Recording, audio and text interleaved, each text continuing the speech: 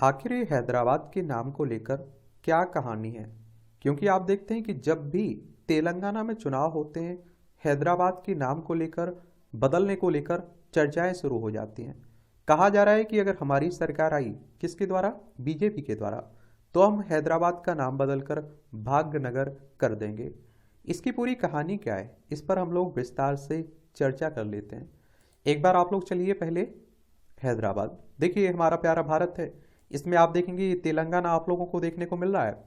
तेलंगाना की राजधानी है आपकी हैदराबाद, और इसकी सीमा आप देखिए, महाराष्ट्र से लगती है, कर्नाटक से लगती है, आंध्र प्रदेश से लगती है और छत्तीसगढ़ से लगती है।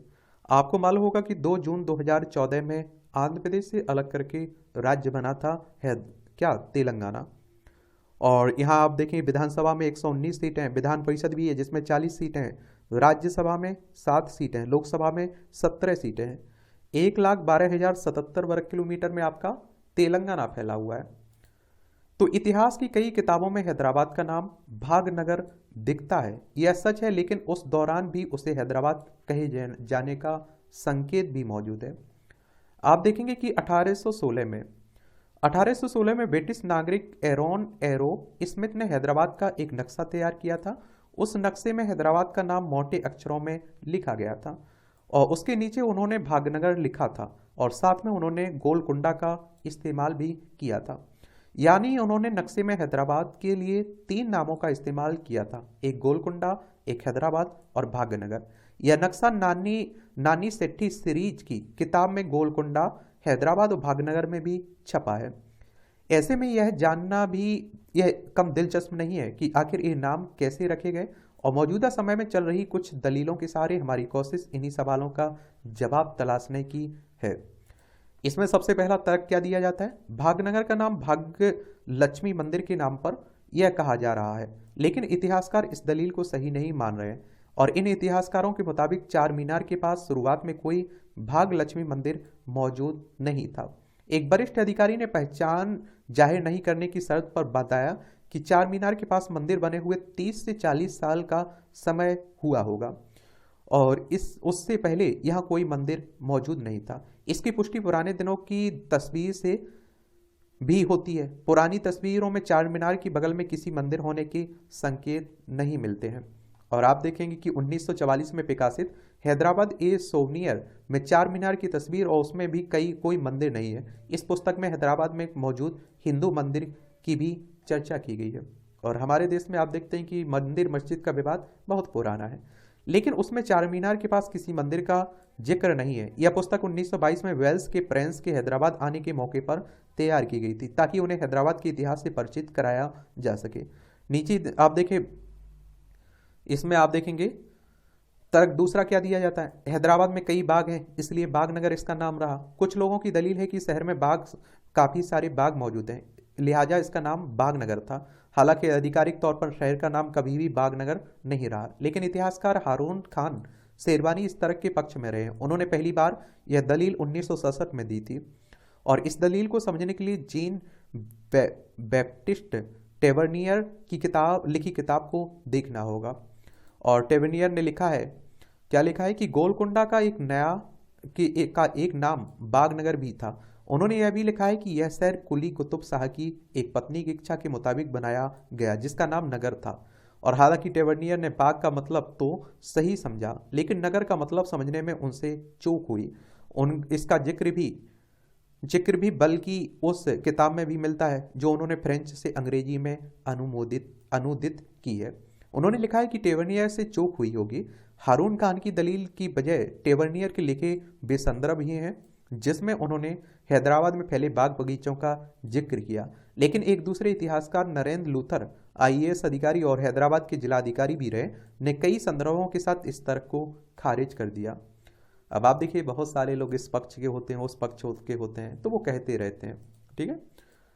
तीसरा तर्क इसमें दिया जाता है, बागों के नाम पर नहीं, भागमती के नाम पर शहर। कई इतिहासकार इस तर्क से सहमत नजर आते हैं। सलार जंग म्यूजियम की ओर से प्रकाशित एक शोध आलेख भी इस दलील के पक्ष में है। इतिहासकार नरेंद्र लूथर ने 1992-93 में छपी अपनी किताब on the history of Bhagmati में भी इस दलील का समर्थन किया है। इतिहासकार मोहम्मद कासिम फरिश्ता ने भारत में मुस्लिम शासन के उत्थान पर अपनी पुस्तक में लिखा कि सुल्तान रखेल भागमती को पसंद करने लगे थे और पहले उन्होंने शहर का नाम भागनगर और बाद में उसे हैदराबाद के तौर पर बदल दिया। वहीं दूसरी ओर सै के फैजी ने लिखा है कि सुल्तान ने शहर का नाम एक पुरानी डायन के नाम पर रखा था। 1667 में छपी पुस्तक the travels into the Levant में डच अधिकारी जीन डे थियोनोट ने लिखा है कि सल्तनत की राजधानी भागनगर थी, ईरानी लोग इसे हैदराबाद कहते थे।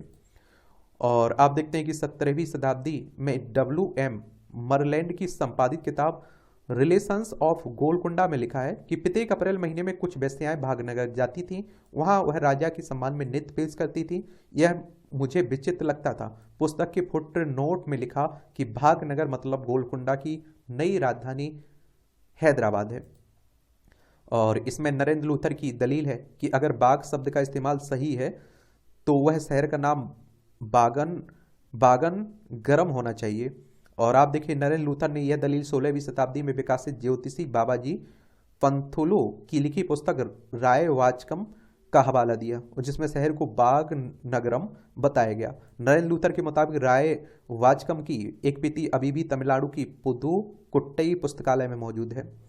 और भी आप देखेंगे कि 1627 में एक आधिकारिक दस्तावेज को ज्यादा प्रमाणित मानते हैं जिसमें जहीरुद्दीन को काजी भागनगर अंकित है।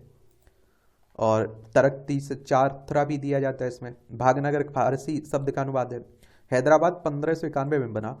1596 में इसका नाम फरखुंडा बुनियाद रखा गया था। इस फारसी शब्द का मतलब आप देखें लकी सिटी यानी भागनगर। कुछ लोगों की दलील है कि संस्कृत शब्द भाग्य का इस्तेमाल फरखुंडा बुनियाद के लिए किया जाने लगा और इसी वजह फारसी नाम से संस्कृत तेलुगु में भागनगरम प्रचलन में आया।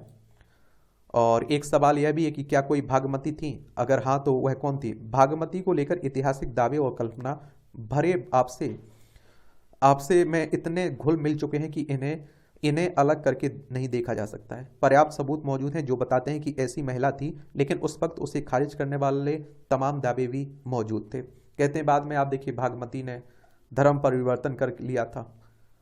वैसे भागमती को लेकर सबसे लोकप्रिय कहानी कुछ इस तरह से कुतुब शाही वंश के 5वें राजा मोहम्मद कुली एक हिंदू लड़की भागमती से प्यार करते थे। भागमती चंचलम नामक गांव में रहती थी। इसी गांव में मौजूद चार मीनार खड़ी है। मोहम्मद कुली भागमती से मिलने के लिए गोलकुंडा से नदी पार करके आते थे। उनकी यात्राओं को देखते हुए उनके पिता इब्राहिम ने मूसी नदी पर 1878 में एक पुल भी बनवाया था।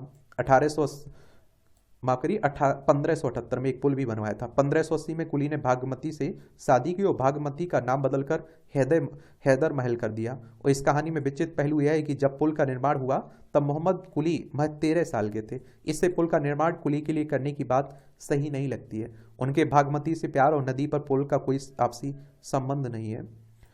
और यह दो बातें हो सकती हैं कि जिनका आपस में कोई मेल ना हो। इतिहासकारों के मुताबिक पुल का निर्माण गोलकुंडा किले को इब्राहिमपट्टनम से जोड़ने के लिए किया गया था, लेकिन किसी तरह का इसका नाम दोनों के प्यार से जुड़ गया। लेकिन इस प्रेम कहानी में कई सवाल हैं जिसके जवाब नहीं मिलते हैं। क्या भागमती एक नृत्यिका थी, या फिर आप देखिए साधारण महिला, या फिर रखेल थी, या देवदासी थी? क्या कुली ने उनसे शादी की, या फिर दोनों साथ साथ रहते थे? अगर इस नाम की कोई महिला नहीं थी तो क्या यह महज कल्पना भर भी है थी? अगर वह वास्तव में थी तो क्या उन्होंने अपना धर्म बदला था? क्या उन्होंने धर्म बदलकर अपना नाम हैदर महल रखा था, या फिर कुली उन्हें प्यार से हैदर महल बुलाते थे? उनके निधन के बाद उनकी याद में कोई मकबरा क्यों नहीं बनवाया गया? यहाँ यह ध्यान रखने की बात है कि तारामती के लिए एक मकबरा बनवाया गया था। ऐसे तमाम सवालों के जवाब नहीं मिलते। कुली के दरबारी कवि मुल्ला वजही ने भी अपनी पुस्तक कुतुब मुस्तरी में भागमती की प्रेम कहानी का जिक्र किया है। इस कहानी के मुताबिक राजकुमार कुली ने सपने में भागमती को देखा। नींद से उठने के बाद उन्होंने उनकी तलाश में गए और भागमती उन्हें मिली। जाहिर है कि ऐसी कहानियां इतिहास का हिस्सा न होकर काल्पनालोक की कहानियां हैं। नरेंद्र लूथर ने प्रोफेसर मसूद हुसैन खान के हवाले से लिखा कि कुली की कविताओं में अप्रत्यक्ष तौर पर भागमती का जिक्र मिलता है। एक दलील यह भी थी कि भागमती की इच्छा पर हैदराबाद शहर बनाया गया, उनके नाम पर ही शहर का नाम रखा गया। नया शहर क्यों बसाया गया? गोलकुंडा का इलाका काफी संकीर्ण हो गया तो नए शहर बनाने का प्रस्ताव रखा गया। कुली के पिता इब्राहिम ने गोलकुंडा किले से 30 किलोमीटर पश्चिम जाकर इब्राहिमपट्टनम बसाया। यह शहर आज भी इसी नाम से मौजूद है, लेकिन दूसरे शहर के निर्माण की जरूरत क्यों पड़ी, इसको लेकर कोई जानकारी मौजूद नहीं है। बहरहाल जब कुली ने राजपाट संभाला तो नए शहर का निर्माण शुरू हुआ। उन्होंने इस शहर के निर्माण की जिम्मेदारी अपने पेशवा मीर मोमिन को दी, और जो ईरान के इस्पान शहर में पले बड़े थे। लिहाजा उन्होंने अपने शहर जैसा शहर बनाने की कोशिश की और ईरान से विशेषज्ञों को बुलाकर उन्हें शहर निर्माण करने का काम भी दिया था। चंचलम क्या है? आज जहां चार मीनार मौजूद है उसके आसपास कभी चंचलम नामक गांव हुआ करता था। इसी गांव के आसपास हैदराबाद का निर्माण हुआ।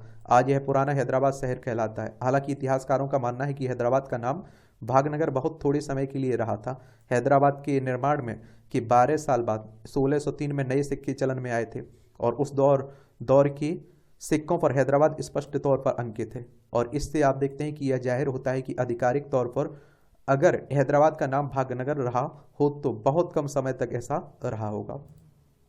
इसको लेकर और भी दलीलें हैं। कुतुब शाही शिया मुसलमान थे। पैगंबर मोहम्मद के दमाद अली का दूसरा नाम हैदर था। उनके नाम पर ही इस शहर का नाम हैदराबाद रखा गया। अधिकांश इतिहासकारों का मत यही है। यही एक दलील यह भी है कि भागमती ने इस्लाम अपनाने के बाद अपना नाम हैदर महल रखा लिया था, इसलिए शहर का नाम हैदराबाद रखा गया।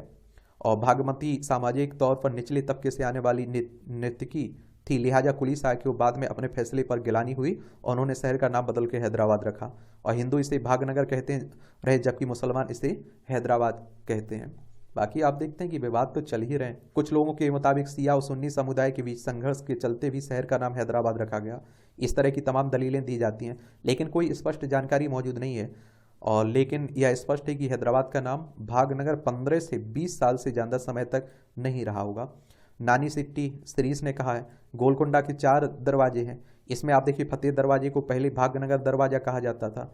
और डच यात्री डैनियल हार्वर्ड ने 1692 में इस बारे में लिखा था कि सीरीज ने बीबीसी तेलुगु से कहा कि शहर का नाम गोलकुंडा था, फिर यह भाग्यनगर बना, इसके बाद हैदराबाद, पहले कभी कोई नाम रहा हो। इस आधार पर शहर के नाम बदलने की मांग करना उचित नहीं है। उदाहरण के लिए दिल्ली का नाम शाहजहानाबाद था, लेकिन अब दिल्ली नाम है, कोई शाहजहानाबाद बात नहीं करता है।